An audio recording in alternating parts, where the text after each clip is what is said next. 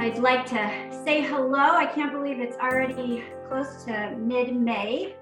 Apparently Mother Nature hasn't gotten the word yet that we're nearing spring, or we're in spring, potentially. But I've added some spring colors to kind of liven up our training today.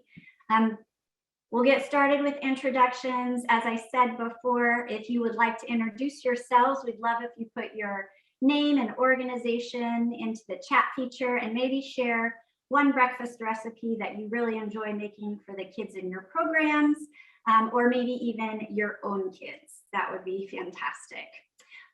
For our introductions, my name is Jessica Wasinski. I work with child nutrition programs at ODE. My co-conspirator, Crista Hawkins, is with the Oregon Dairy and Nutrition Council, and she is running our Zoom meeting today. So thank you, Crista. Hi, everyone. We also have two child nutrition specialists from our ODE school team, Jenny Kolpak and Chris Davison. They will be putting information into the chat, keeping the conversation going, and testing your knowledge with some fun quiz questions. So thanks to Jenny and Chris. And if you have joined us in the past for these culinary trainings, you will probably know that while I will be here jabbering at you for about an hour, we really like these to be a conversation amongst yourselves. So please feel free to add your ideas, your questions, any tips or tricks that you might have into that chat feature, so that you can sort of converse with one another, almost like if we were in a kitchen together having some fun side conversations. But we'll go ahead and get started as you continue to introduce yourselves. Earlier this week, you should have received an email from me which contained your participant handout packet. If you didn't get the email, that's okay. We will also send out a follow-up email with the packet and other information, so no worries there. But the packet actually contains the recipes that I'm going to demonstrate today, as well as some other information and handouts that we hope will be useful to you surrounding the topic that we're going to talk about today. So what's our topic? Today we are discussing breakfast. And specifically building up breakfast in your programs. So I'm going to bring up a little PowerPoint here, if I can do this. I'll share my screen. We are building up breakfast. And many of you have probably heard the old adage, breakfast is the most important meal of the day. You may or may not believe that, but I do want to talk about the importance of breakfast, especially when it relates to kids. Breakfast, of course, is specifically named because we are breaking a fast, breaking our overnight fast. At the beginning of the day in the morning, we have literally fasted for 8+ hours overnight. And what happens when we do that is our bodies start to slow down, our systems go on a bit of neutral, and our brain kind of quiets and our metabolism slows. And all of that's to sort of regenerate and rejuvenate. Now, the meal that we eat first thing in the morning starts to not just wake us up, but wake up all of those systems, wakes up our metabolism, gets it revving, wakes up our brain, and really helps us to get ready to face whatever challenges or opportunities are coming at us throughout the day. But it's not really just the act of eating something. This is the dietitian in me that's going to come out and say it's really important that what we do eat is a balanced nutritional meal. And so what does that mean, nutritionally balanced? Well, nutritionally balanced means that it's going to contain a mix of vitamins and nutrients, minerals, healthy fats, protein, fiber, all of those good things that are really going to fuel the body so that we can meet the day. And you can get that through fiber-rich grains, maybe some protein, fruits or vegetables, and of course, fluid milk. So all of that helps to create a nutritionally balanced breakfast. And what's true for us, of course, is also true for kids. So in your packet, you'll find a couple of handouts that actually talk about the importance of regular breakfast for kids and the effect that it has on school-age children and their performance. So research studies have been done, and it has shown that kids that have the opportunity to eat a balanced breakfast regularly have improved school performance, higher test scores, they see better attendance, so lowered behavioral issues, lowered absences, and lowered sickness. So it's really helping to fuel our brains and fuel their brains and get them going and help them to feel calm and ready to focus and face the day. And it really makes sense, doesn't it? Because if they're not thinking about the hunger pains or where the next meal is coming from, then they're ready to focus and strive and work on those important other things that they can deal with, like school. And of course, for our younger kiddos, I know we have a lot of you that serve our younger toddlers, preschoolers, Head Start kids. We know that those young years are most important because they are growing and building their minds, their body systems at a rapid rate.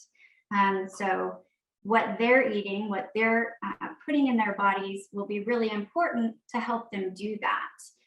Every day they're learning, whether it's in an organized learning activity or whether they're just learning to interact with the world around them. So making sure that they also have nutritionally balanced breakfast every morning is important to help them to do that. So there's my dietetic speech on the importance of breakfast. But let's get to the recipes, right? Because that's what we're here for today. So I'm going to stop sharing my screen so that you'll be able to see what we're making. Again, the recipes are going to be in your packets. We do have several different serving size options. So whether you're a small organization or a larger one, hopefully we've got recipes that would meet your needs. The first recipe that we're going to do is called our maple baked French toast. Hopefully you can, look at that. Hopefully you can see that. It is a recipe from USDA. And the recipes that we're doing today, we really want to give you options that you can do anywhere, that you could do if you're serving in a cafeteria line, or maybe even if you're serving in a classroom. So the maple baked French toast has some really simple ingredients. We're going to do some fiber-rich whole grain bread, and we're using sandwich bread, which if you're making sandwiches in your programs and you don't necessarily want to make sandwiches with the ends of the sandwich bread or the little bread booties, as I like to call them, don't throw these away. Make sure that you save them because these are perfect for a recipe like this maple baked French toast. So you won't be wasting those. Make sure you just save them and set them aside. And you can use them for something like this. Now, what we're going to do with our sandwich bread to prepare it is we're just going to cut it into strips like I've done here. So it doesn't matter the size. We don't need to be really accurate here. We'll cut it into strips, and you're going to set that aside. And we're going to make the mixture that will moisten those and create that French toast. So to make that mixture, our recipe calls for eggs, and it actually calls for frozen liquid whole eggs, which I have here. If you use shell eggs and you don't have the whole frozen eggs, that's fine. Just remember that one large egg is around 2 ounces or about 1/4 cup. so that when you're determining how many eggs you need for the measurements it's asking for, you can use those measurements. So these whole frozen eggs we add to our bowl. And then to that, we're going to add some milk. This is creating our liquid mixture. We also are going to add some sugar, cinnamon, and vanilla. Now, this is great because I don't know if any of you are from the South, but my mom loves bread pudding, and baked French toast really makes me think about bread pudding. So it's a little bit like that. One trick, if you've ever noticed, cinnamon, when you put it into a liquid mixture, it's very hard to saturate with that liquid. It's a very light spice, and it takes a lot of stirring to try to get it wet. So what I like to do is mix it with my sugar first. And I'll just kind of mix that up a little bit. And it makes it a little bit easier to get it nice and incorporated with your liquid ingredients. So I'm going to put that into our eggs and milk. We have a little bit of vanilla. And if you know me, you know I love cinnamon, but feel free to experiment with different spices. Maybe you want to try some nutmeg. Maybe you want to try a little bit of ginger. This is a great opportunity to experiment and get creative. We're going to mix that up and make sure that our sugar has an opportunity to dissolve in the liquid and that we get a nice mixture. And then to that, we're going to add our bread. Now we cut it into strips, but the recipe now calls for us to just go ahead and take those strips and we're going to break them into smaller chunks. So, you know, it's not any rocket science. It doesn't have to be a certain size. We're just going to roughly break those into chunks and put that into our liquid mixture. And what this is going to do is the bread is going to soak up all of that egg and milk goodness so that when we bake it, it becomes sort of that French toast or bread pudding consistency. So as you're doing this and breaking up your bread pieces, you want to make sure that you take a spoon or spatula and you're pushing that down into the liquid mixture so it has an opportunity to soak in to the bread. The recipe calls for this actually sitting for about 30 to 45 minutes to get really saturated and ready for the oven. Now, with the power of the internet and in the interest of time, I actually have a bowl of French toast fixings that have already been sitting for over half an hour and is ready to go. So I'll set this aside and hopefully you can see in the little phone camera here that it really has soaked up a lot of that moisture, a lot of that egg and milk mixture, and is ready for our pan. Now you'll put this in your baking pan or hotel pan, whatever you may be using for the number of servings that you're going to need. But you want to make sure that you have lightly sprayed your pan with a little bit of cooking spray or pan release. And you're just going to put the whole mixture into the pan and then take your spoon and we're going to make sure that it's even and leveled out. We don't want any areas that will catch in the oven and burn before everything is nice and cooked. Now this recipe goes in at 400 degrees for a conventional oven, around 375, maybe even 350 for convection, depending on how hot your oven runs. And you're going to cook it for about 30 minutes, or really just until the center is no longer jiggly when you shake the pan. So I'm going to put this in the oven, and while I do that, Jenny is going to start us off with some quiz questions. Jenny, you got some of those? Yeah. Hi, everybody. So we're going to kick off with our first question, and it is about breakfast benefits. So, which of these answers is the best answer? Breakfast is linked with numerous health and education benefits, including improved academic performance, increased school attendance, more focused behavior, better dietary intake, or all of the above. The answer is all of the above, which was by far the most popular answer. Great job, everybody. All great answers, all fun breakfast trivia. And it wouldn't be a Thursday if Jessica didn't screw up this video just a little bit. I forgot a step. So let's talk about it. The most important step for a maple baked French toast is the maple syrup. So before you put your maple baked French toast in the oven, you're going to take maple syrup and you're actually going to drizzle it over the top of that French toast. Make sure you get it over all parts. And we're just going to smooth it out a little bit so that it gets to each area of the French toast. Whew. And then we'll put it in the oven. Wouldn't want to disappoint the kids if we tell them we're making maple baked French toast. All right.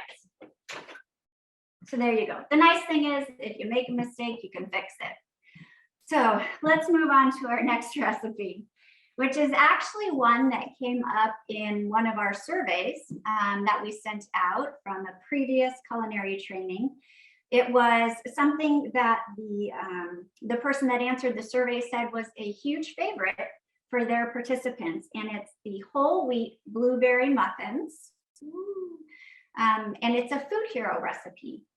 So if you have heard me talk about Food Hero or someone else in our organization, you may know, but Food Hero is part of the OSU SNAP Ed office, and they do an amazing job of creating and publishing recipes that have few ingredients, are easy to do, maybe some few steps, budget friendly, and great options for families and kids alike.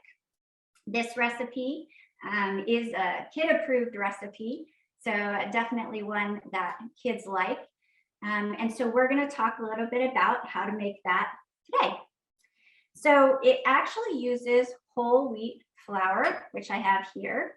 If you feel like your participants don't like items that are 100% whole wheat, you can certainly do a mix of whole wheat flour and enriched flour.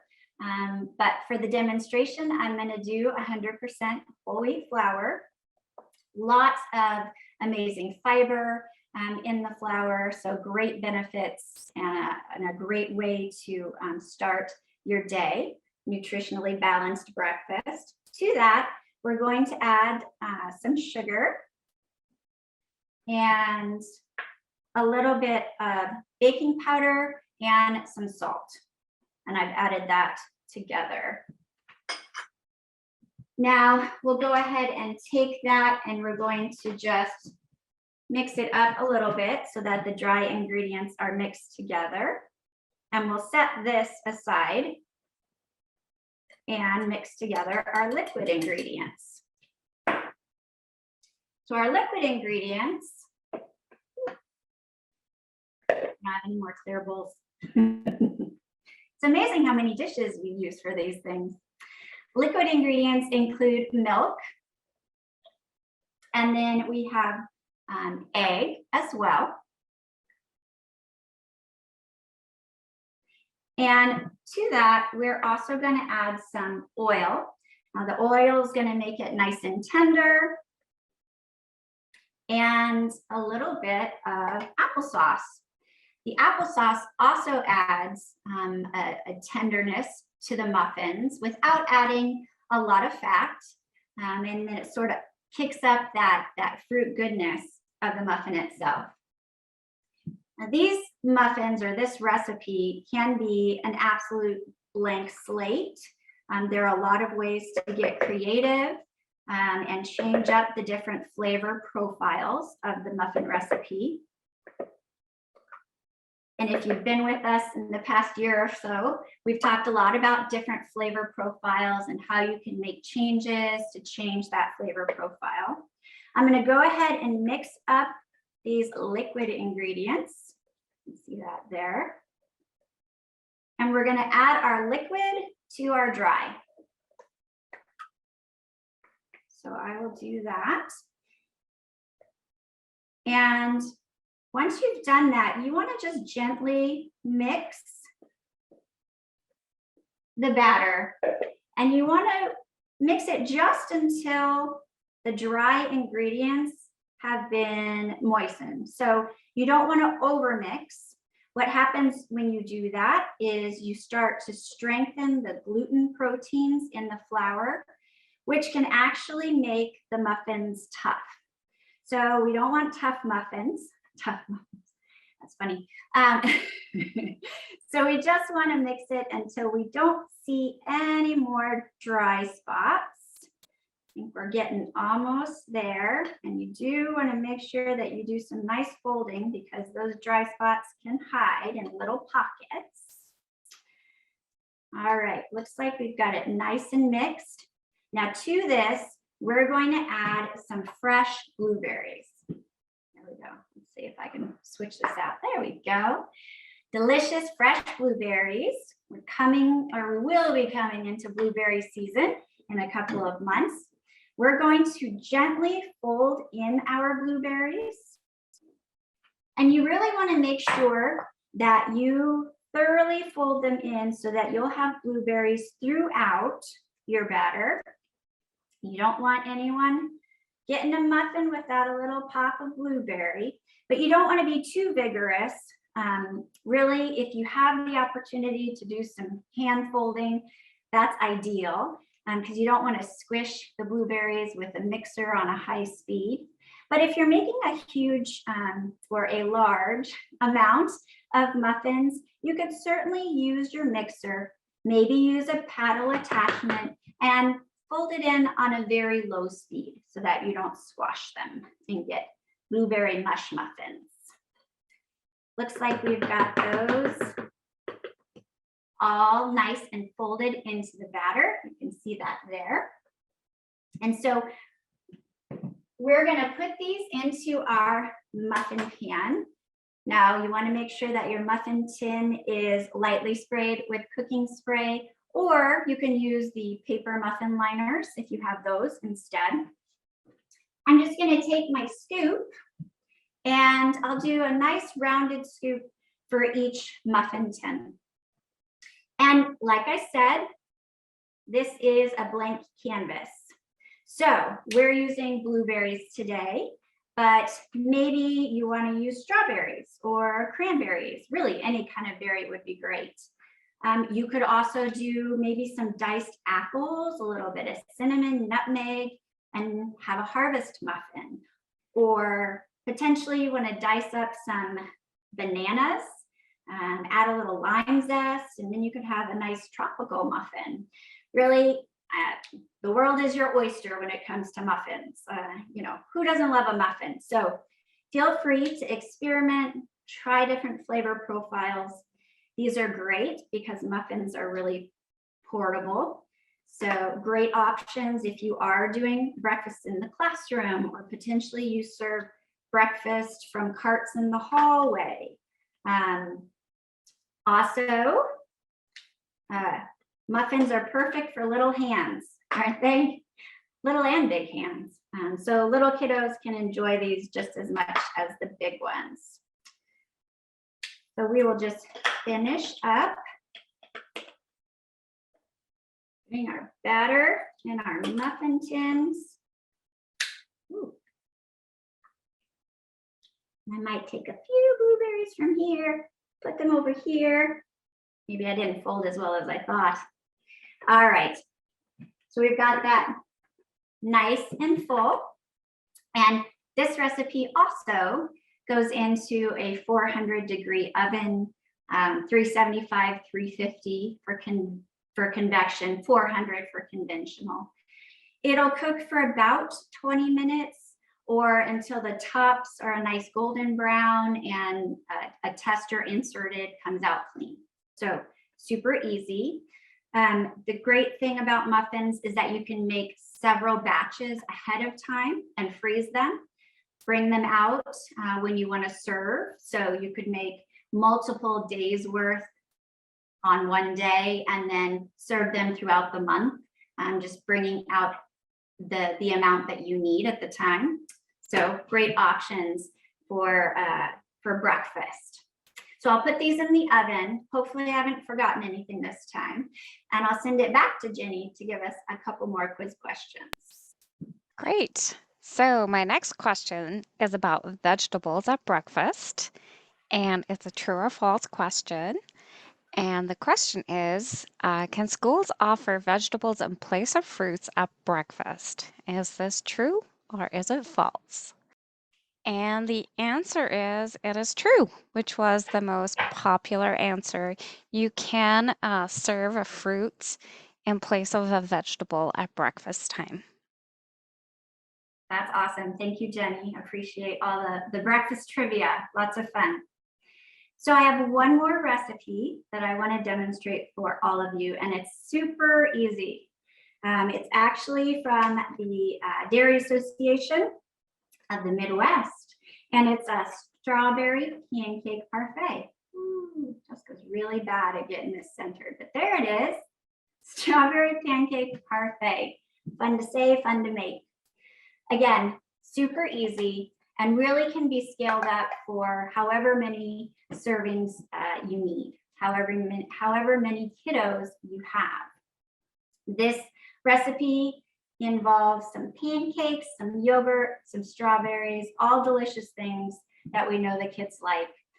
Potentially you are an organization that gets food from a food distributor and you're able to order those cute little silver dollar pancakes, which are so cute.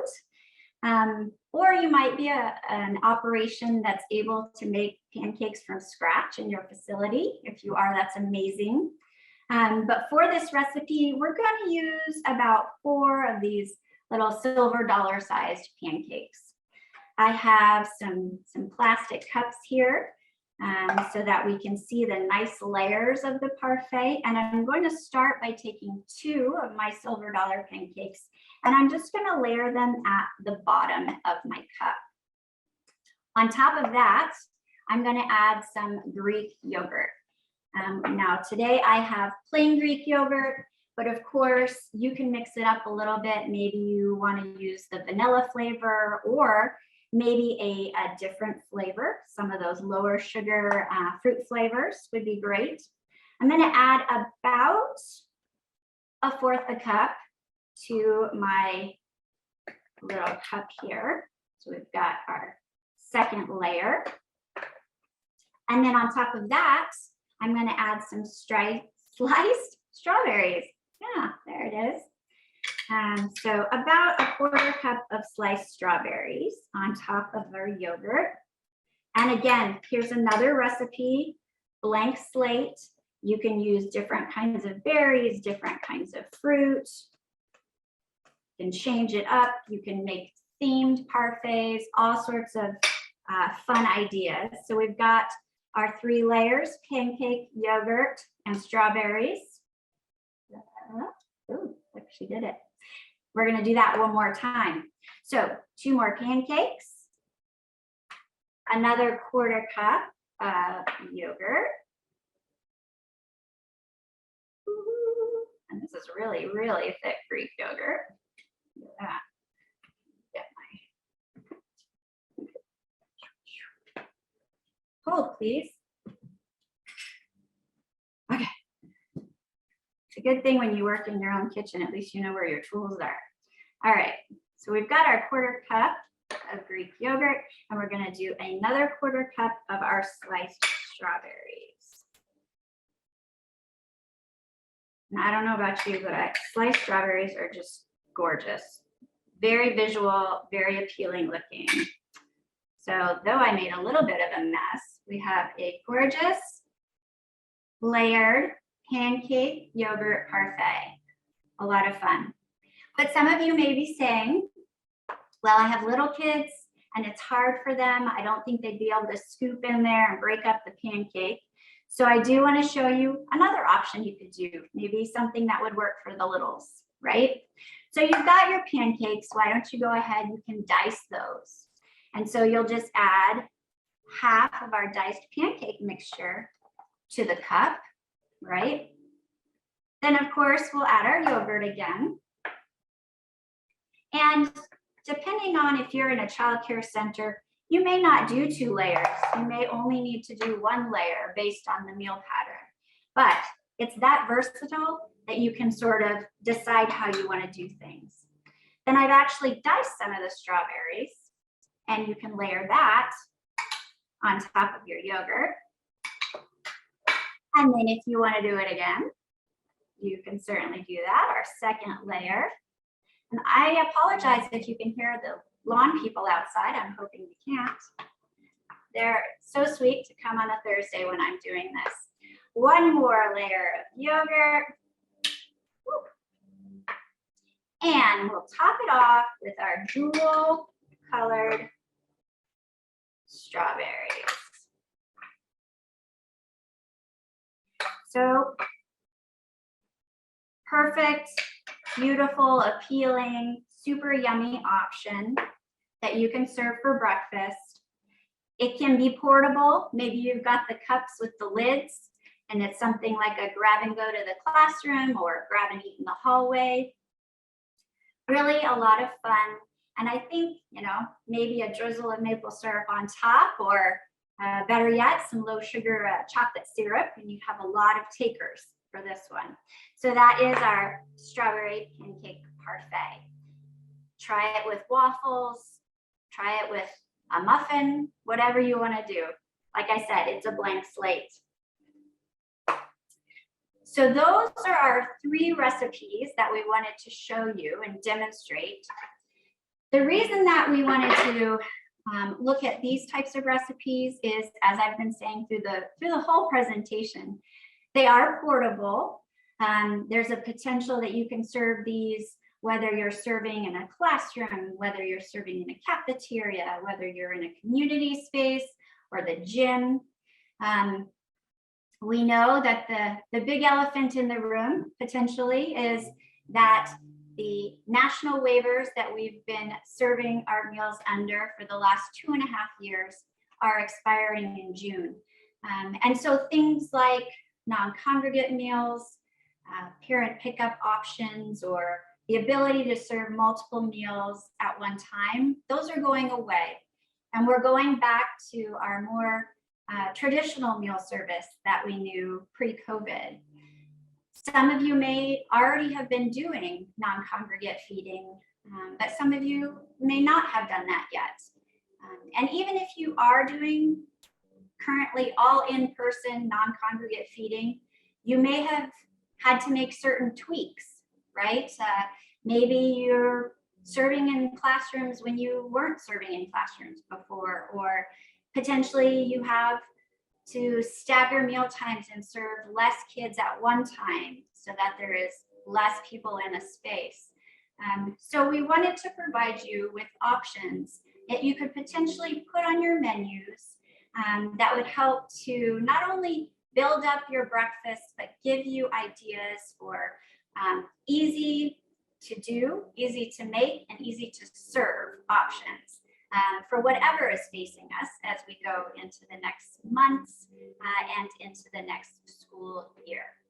So I'm going to turn it to Jenny one more time as I pull out our finished products of what we made today. Jenny, take it away. Great. So I have another poll, and it just occurred to me we're having a very French-themed breakfast culinary adventure with our French toast bake and our parfaits. So parfait is a French word, and it means the following. Does it mean delicious, layered, perfect, or balanced? Okay, I'm going to end the poll, and I'm going to share the results. And the most popular answer was layered. Interesting. But the correct answer is actually perfect. Perfect. C'est parfait. It's perfect. Très bien, très bien. That is a fun one. Yes, these are perfect little layered parfaits. So I wanted to show you our finished products. We have our maple baked French toast, and hopefully you can see that in our little handy dandy phone camera. But if not, I'm happy to show you this way as well. So we have some maple baked French toast. This came out of the oven a little bit ago. I might have had a slice for lunch. Delicious, I will have to say that. This actually freezes really well, and then you can defrost and reheat if you like. Here's our nice little plate with our fruit, and of course we would have our glass of milk. Then we've got our whole wheat blueberry muffins. Here's our lovely plate of muffins. That is actually one serving, just kidding. Potentially one serving for me. But little lovely jewels of blueberries sort of bursting out of our muffins. So one serving is actually 1 ounce equivalent. So depending on your audience or your participants, you may serve 1 or maybe 2 muffins for a meal. Serve that with a glass of milk, maybe some extra fruit, another half a cup, and you've got your reimbursable breakfast. Nice nutritionally balanced breakfast. And then of course, you saw our delicious strawberry yogurt parfaits, a really fun way to provide a portable breakfast, something different in the morning, something that kids might like. You could even, if you have the ability and the capacity, set up a nice little parfait bar where they could choose different items from a selection, and they could have you build it for them. That's always, you know, that dream service out there. So those are the recipes that we wanted to demonstrate today. But I also wanted to say that in your handout packets, we've also included some other options that you might think about to add to your breakfast menus to build up your breakfast.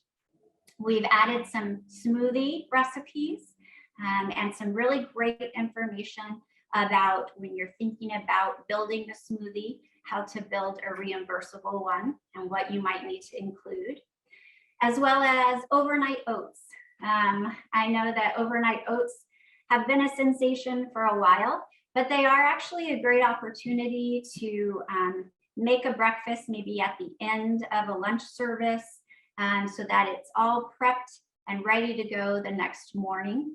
We've got some great recipes and options for overnight oats in the packet as well.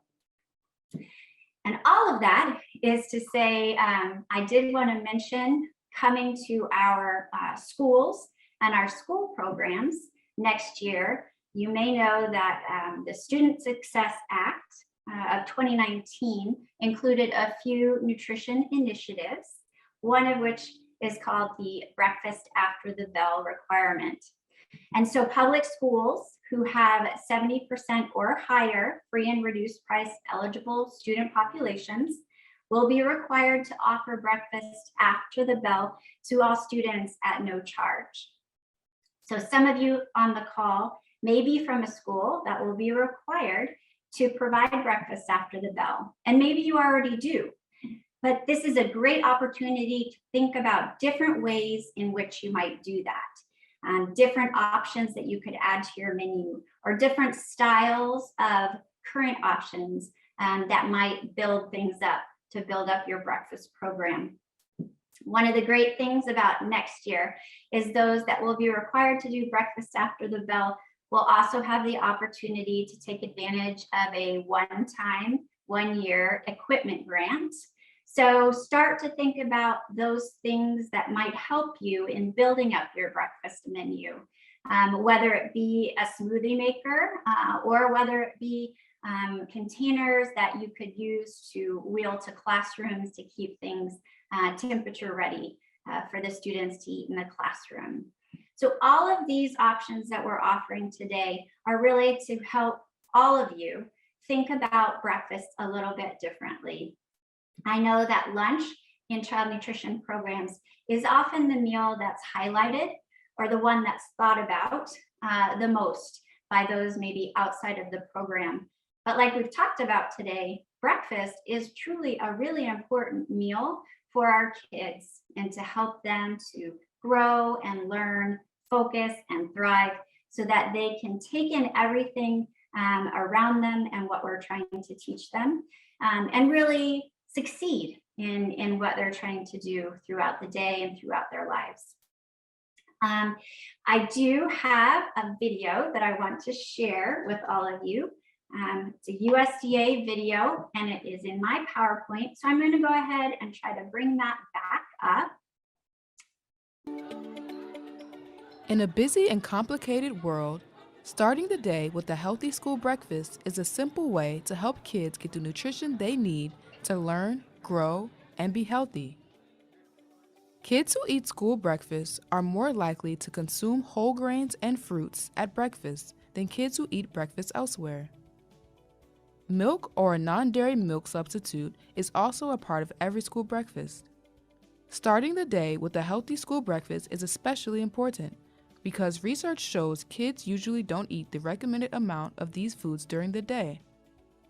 Whole grains, fruit, and milk provide important vitamins, minerals, and other nutrients that are important to kids' growth and development. Research shows that most kids generally like school breakfast, so it's a great way to incorporate healthy choices into the day.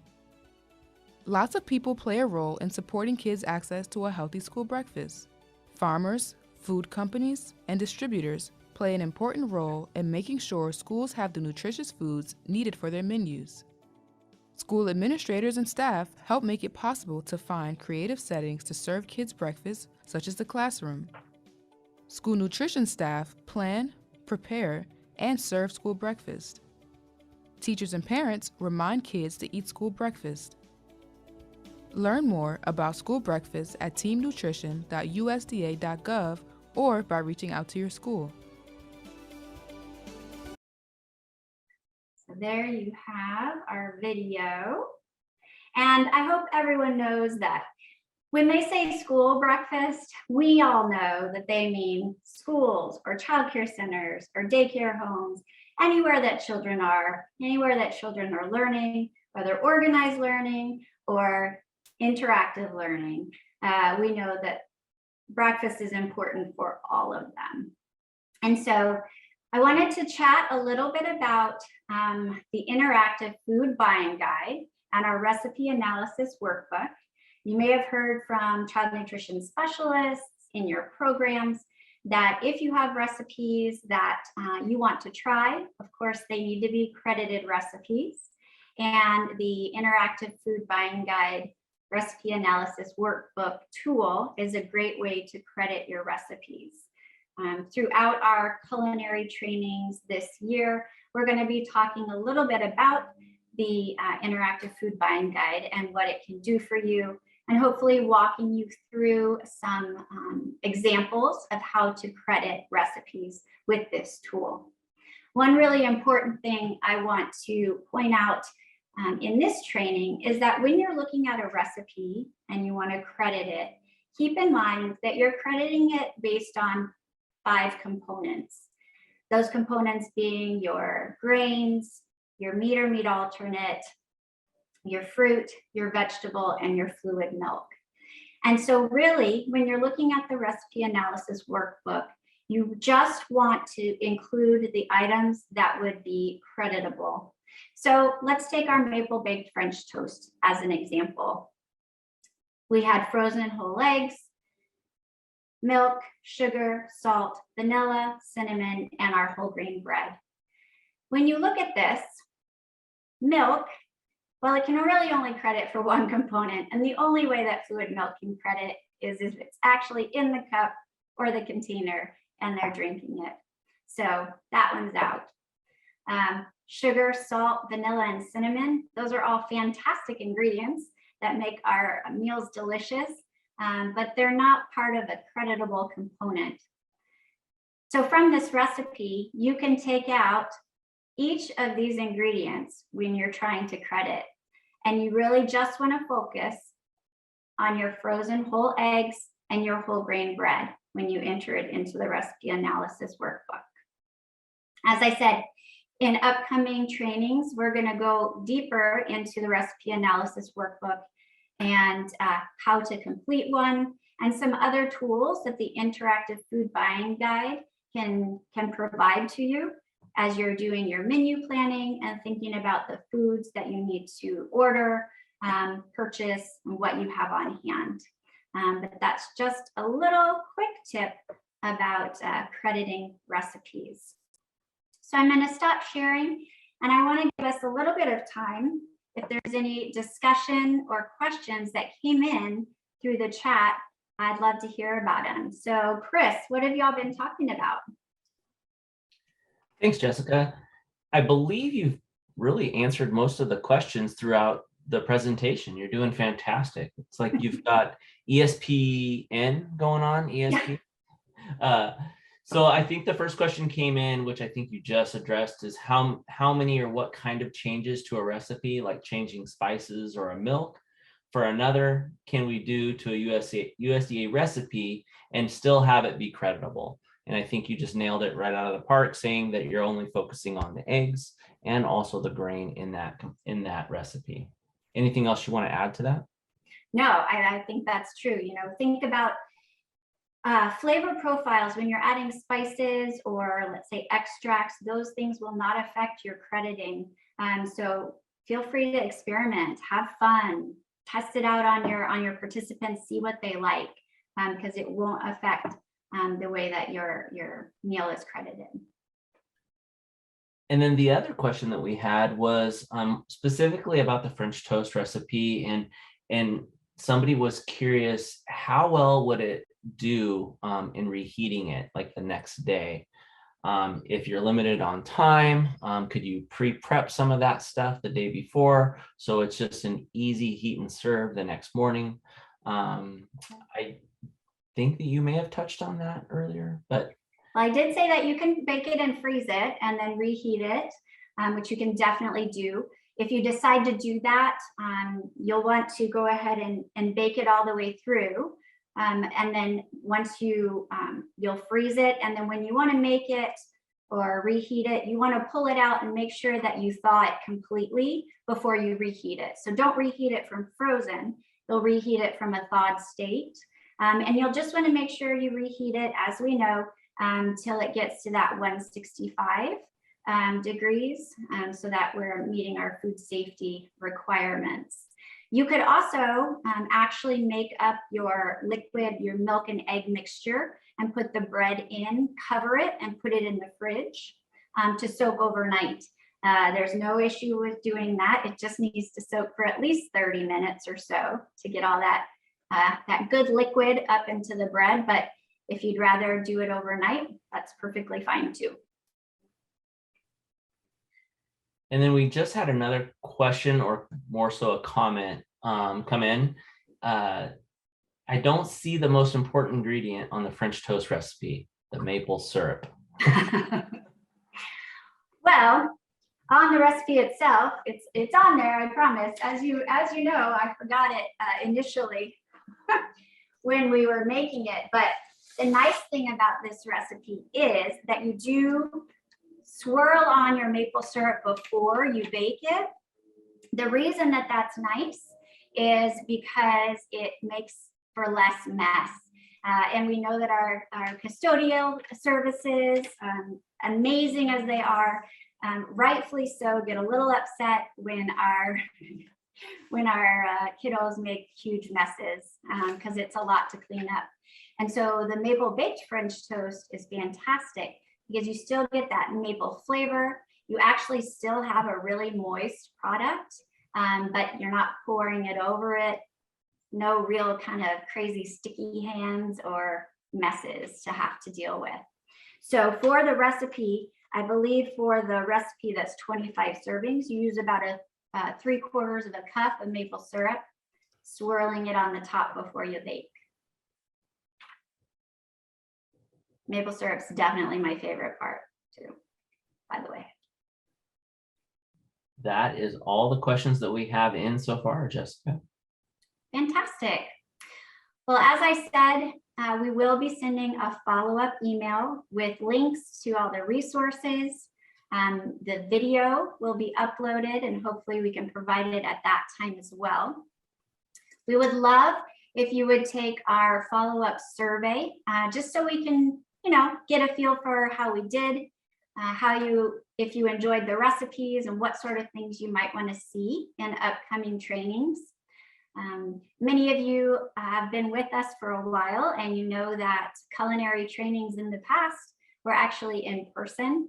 And though we've really enjoyed doing these virtual trainings because they've allowed us to broaden our audience and allow those that maybe couldn't travel to join us, we are talking about doing more in-person culinary training. So stay tuned for that also. Though I don't think we'll get rid of the virtual trainings because we know that having a little bit of everything can be much better or a lot of fun. So keep an eye out for that follow-up email. Please feel free to take our follow-up survey and let us know how we've done. I would also encourage you, we're definitely looking for sponsors like yourselves to be a part of these trainings, to show us what you do in your facilities. It's awkward for me to stare at myself for an hour, so I don't know how y'all feel about it, but I know that it's always a great opportunity in our culinary trainings to learn from one another. So if you might have a little bit of an interest in being part of one of our trainings, sharing some tips and tricks that you have, maybe showing us how you put together a recipe, we would love that. So please reach out and let us know if you have interest in that. No pressure. I absolutely understand if you're camera shy. You can always send us some slides or just information that we can turn into slides to share with others. As we all know, the best ideas come from one another and those that have lived it. And so we want to make sure that we let your voices be heard as well.